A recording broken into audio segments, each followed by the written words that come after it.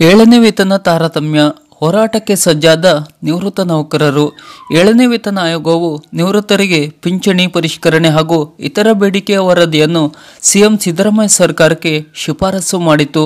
ಆನಂತರ ಆಗಸ್ಟ್ನಿಂದಲೇ ಜಾರಿಗೆ ಬರುವಂತೆ ಏಳನೇ ವೇತನಕ್ಕೆ ಸಿಎಂ ಆದೇಶವನ್ನು ನೀಡಿದರು. ಆದರೆ ಈ ವೇತನದಲ್ಲಿ ನಿವೃತ್ತರಿಗೆ ತಾರತಮ್ಯ ಮಾಡಲಾಗಿದೆ.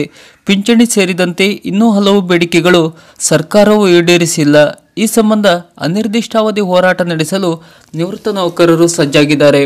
ಹೌದು, 2022ರ ಜುಲೈ 1ರಿಂದ 2024ರ ಜುಲೈ 31ರೊಳಗೆ ನಿವೃತ್ತರಾದವರಿಗೆ ಏಳನೇ ವೇತನ ಆಯೋಗದ ಲೆಕ್ಕಾಚಾರದಂತೆ ನಿವೃತ್ತಿ ಆರ್ಥಿಕ ಸೌಲಭ್ಯ ನೀಡಬೇಕೆಂದು ಸರ್ಕಾರವನ್ನು ಒತ್ತಾಯಿಸಲು ಇದೇ ತಿಂಗಳ 28ರಿಂದ ಬೆಂಗಳೂರಿನಲ್ಲಿ ಅನಿರ್ದಿಷ್ಟಾವಧಿ ಪ್ರತಿಭಟನೆ ಹಮ್ಮಿಕೊಂಡಿದ್ದೇವೆ ಎಂದು ಕರ್ನಾಟಕ ನಿವೃತ್ತ ನೌಕರರ ವೇದಿಕೆಯ ಕೇಂದ್ರ ಸಮಿತಿ ರಾಜ್ಯ ಸಂಚಾಲಕ ಅಶೋಕ್ ಸಜ್ಜನ್ ಹೇಳಿದರು. ನಗರದಲ್ಲಿ ಬುಧವಾರ ಪತ್ರಿಕಾಗೋಷ್ಠಿಯಲ್ಲಿ ಮಾತನಾಡಿದ ಅವರು, ಡಾಕ್ಟರ್ ಸುಧಾಕರ್ ರಾವ್ ಅವರ ನೇತೃತ್ವದ ಏಳನೇ ವೇತನ ಆಯೋಗವು ಸರ್ಕಾರಕ್ಕೆ ವರದಿಯನ್ನು ಸಲ್ಲಿಸಿತು.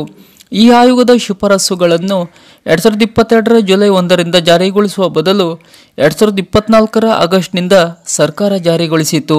ಈ ಅವಧಿಯ ನಡುವಿನ ವ್ಯತ್ಯಾಸದಿಂದಾಗಿ ನಿವೃತ್ತರಿಗೆ ಸಾಕಷ್ಟು ಆರ್ಥಿಕ ನಷ್ಟ ಉಂಟಾಗಿದೆ. ಇದನ್ನು ಸರಿದೂಗಿಸಿಕೊಡಬೇಕು ಮತ್ತು 26,700 ನಿವೃತ್ತರಿಗೆ ಇದರಿಂದ ಪ್ರಯೋಜನವಾಗಲಿದೆ ಎಂದು ಹೇಳಿದರು. ಸಮಿತಿಯ ರಾಜ್ಯ ಮಹಾಪ್ರಧಾನ ಸಂಚಾಲಕ ಎಂಪಿ ಎಂ ಷಣ್ಮುಖಯ್ಯ ಮಾತನಾಡಿ, ನಮ್ಮ ಪ್ರತಿಭಟನೆಗೆ ಸಾಮಾಜಿಕ ಹೋರಾಟಗಾರರಾದ ಅಣ್ಣಾ ಹಜಾರೆ, ನಿವೃತ್ತ ನ್ಯಾಯಮೂರ್ತಿ ಸಂತೋಷ್ ಹೆಗಡೆ, ಬಿಡಿ ಹಿರೇಮಠ್ ಸೇರಿದಂತೆ ವಿವಿಧ ಮಠಗಳ ಸ್ವಾಮೀಜಿಗಳು ಕೂಡ ಬೆಂಬಲ ವ್ಯಕ್ತಪಡಿಸಿದ್ದಾರೆ. ಪ್ರತಿಭಟನೆ ವೇಳೆ ಭಾಗಿಯಾಗುವುದಾಗಿ ಕೂಡ ಹೇಳಿದ್ದಾರೆ ಎಂದು ಈ ಸಮಯದಲ್ಲಿ ಮಾಹಿತಿಯನ್ನು ಹಂಚಿಕೊಂಡಿದ್ದರು. ನಮ್ಮ ಬೇಡಿಕೆಗಳನ್ನು ಈಡೇರಿಸುವಂತೆ ಕಳೆದ ವರ್ಷದಿಂದ ಶಾಂತಿಯುತ ಹೋರಾಟ ಮಾಡುತ್ತಿದ್ದೇವೆ. ಮುಖ್ಯಮಂತ್ರಿ, ಸಚಿವರು, ಶಾಸಕರಿಗೆ ಹಲವು ಬಾರಿ ಮನವಿ ನೀಡಿದ್ದೇವೆ.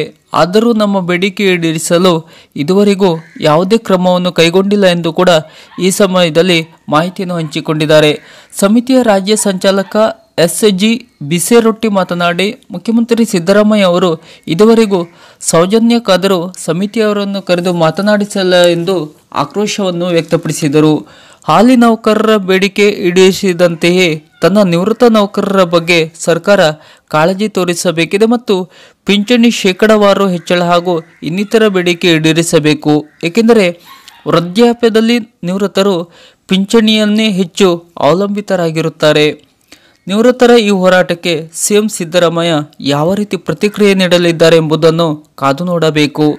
ಸರ್ಕಾರದ ಈ ಥರದ ಇನ್ನಷ್ಟು ಮಾಹಿತಿಗಳಿಗಾಗಿ ಹಾಗೂ ನಿವೃತ್ತರ ಪಿಂಚಣಿ ಸೇರಿದಂತೆ ಹೊಸ ಅಪ್ಡೇಟ್ನ ಮಾಹಿತಿಗಳಿಗಾಗಿ ನಮ್ಮ ಚಾನಲನ್ನು ಸಬ್ಸ್ಕ್ರೈಬ್ ಮಾಡಿ ನಮ್ಮನ್ನು ಬೆಂಬಲಿಸಿ. ನಮಸ್ಕಾರ.